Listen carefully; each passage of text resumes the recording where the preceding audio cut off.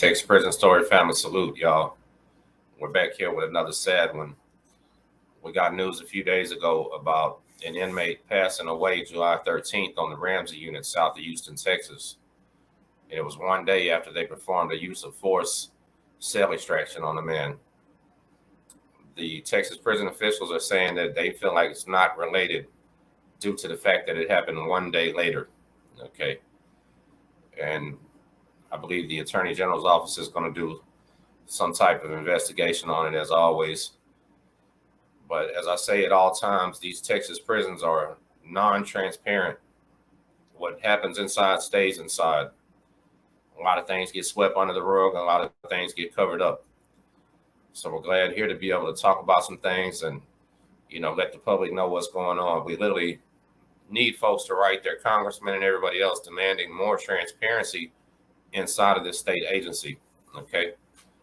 If you don't know what a use of force is, it's basically cell extraction, where they take a disturbed inmate, which most times probably have mental problems that are not properly dealt with inside of these institutions. The way they deal with them is through corporal punishment, like these cell extractions.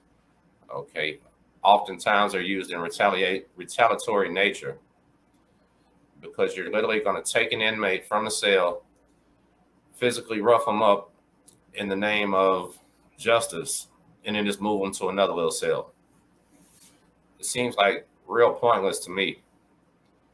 Even the craziest of convicts inmates will tend to settle down after a while. The officers come in suited up. They give them a couple warnings, which doesn't work with a man that's non-rational. They gas him. If he doesn't comply after the gas or pepper spray, then they literally physically remove him. Those physical removes are brutal. They come in with shields, batons, kneeing you, twisting your arms behind your back, smashing your head into things. It's literally a state-sponsored jumping the inmate, basically. And I've just never understood, other than asserting their authority, what these are even for. So let me know in the comments, what do you think? Do you think it's a strange deal that he died the next day after something like this happened to him? We hope that the investigation is completed fairly, and we hope it's investigated thoroughly. But there's literally almost nobody to ask other than the inmates. They'll have a video like this, and you'll notice in the dog pile of the video that you lose sight of the inmate. You have no idea what's going on. And I know there's dangerous inmates out here, but to me, it would make way more sense dealing with them after they calm down, other than you have that point to prove. So I'm gonna let you see one of the more famous use of forces that happened in Texas, and realize that it probably went something like this. Number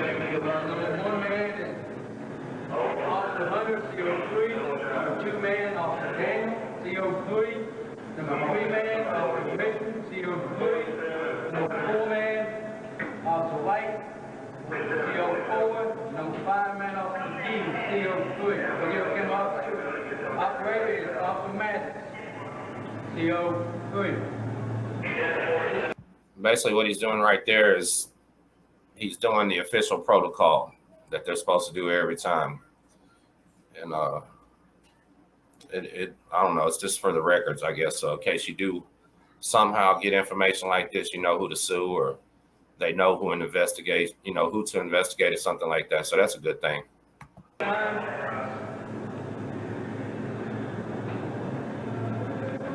Camper 8 has been authorized for duty warden officer for myself, Sergeant Newberry, and Lieutenant Heinzman, utilize fireman team and chemical agents.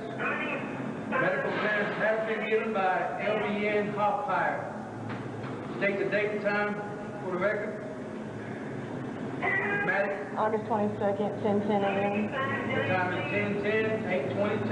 This time I will shut off the video. At this time we will proceed to E-Pod C-section.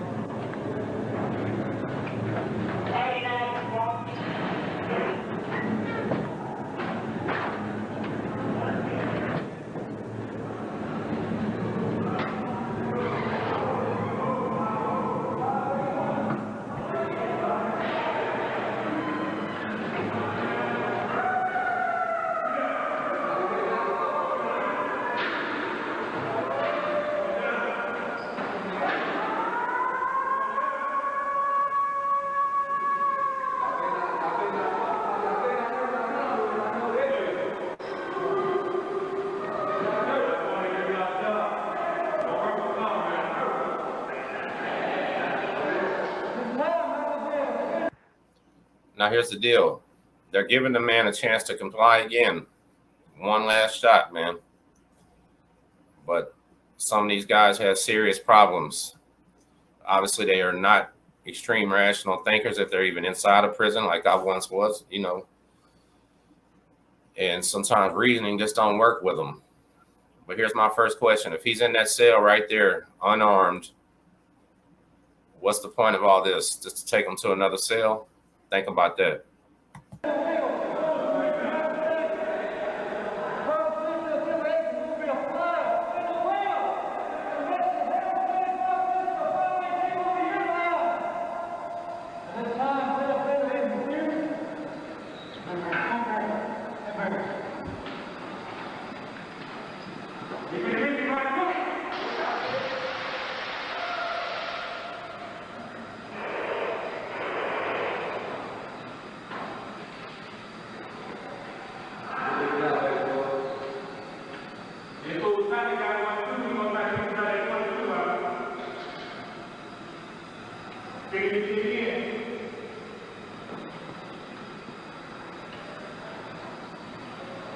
It's hard for me to watch. I couldn't imagine being that guy, out of my mind, not even realizing what I'm doing to myself.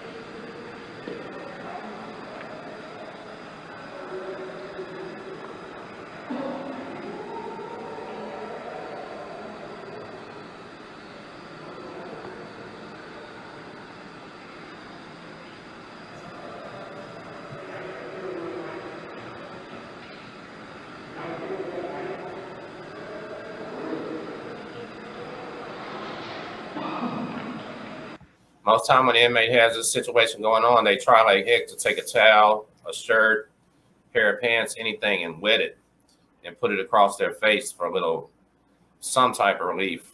It's still going to burn his eyes. He's got to be able to see. It's still extremely, extremely tough. So the man is definitely a tough character, if nothing else. He's not giving up.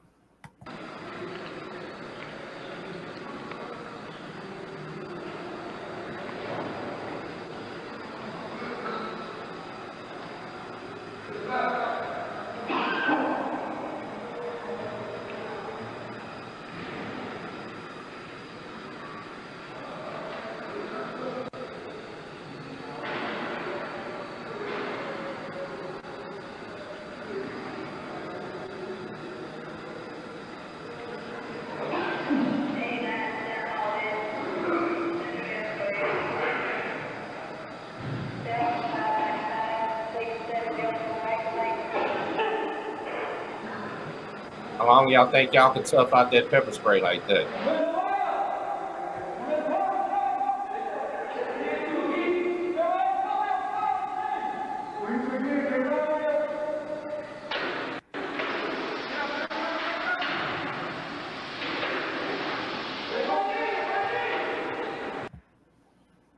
All right, here they come, y'all.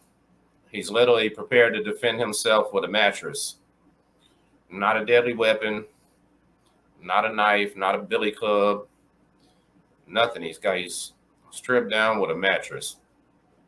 What I want you to watch this and think about is how easy it would be to kill this man on accident. A punctured lung by a broken rib, a broken neck, severe brain trauma, things like that. Again, just to remove him out of this empty cell to take him to another one.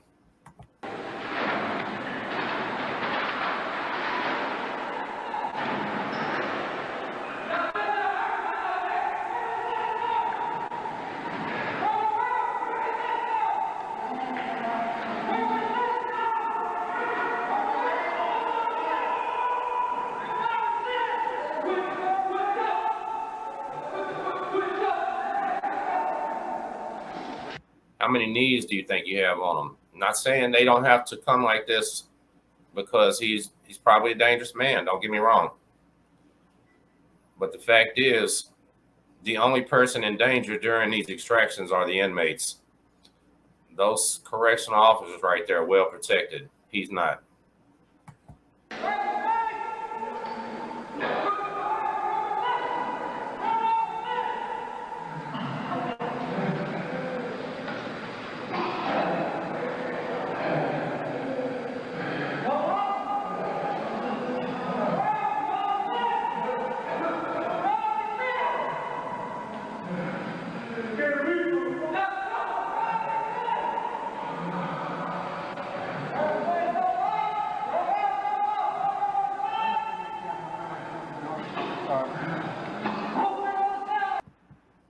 So they got him subdued.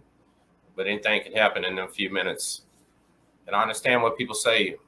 Hey, if you can't do the crime, can't do the time, don't do the crime, or inmates get whatever they deserve, blah, blah, blah. But that's not always the case. I believe that the use of force policy needs refining. If an inmate is attacking somebody, lighting a cell on fire, doing some life-threatening type of things, or you see him committing another crime and you need to stop it, I can understand that. But to use a use of force purely to assert authority when you already have these men doing years and years of their life locked in boxes in little places, just to move them to another little cell makes no sense to me. And I believe it's too dangerous to the men. It just isn't worth it. But I say it all the time, y'all. This is not the life you want. Anything can happen to you. You could die any day inside of a prison. You just need to stay free, stay out of trouble. And we're going to pray for that man's family that passed away on the 13th. And like I say, there's no proof about it or anything, but it's highly suspect that this happened to him on the 12th. He passed away on the 13th. Hopefully there'll be a fair, truthful autopsy performed. And hopefully his family will be able to pay for an independent autopsy on something like that also. Because you never know who you can trust and who you can't. So I don't know. You tell me in the comments, how do you feel about it? Do you believe they should be allowed to come in and do this at whim, just to move you from one cell to another because you're mouthing at them or not coming out for work or something like that? Or should they just leave you in the first cell? I don't know. This is a tough call, y'all. Salute. Do me a favor and share this out to your Facebook and your social media for me, man. Text Prison Story Family. Salute.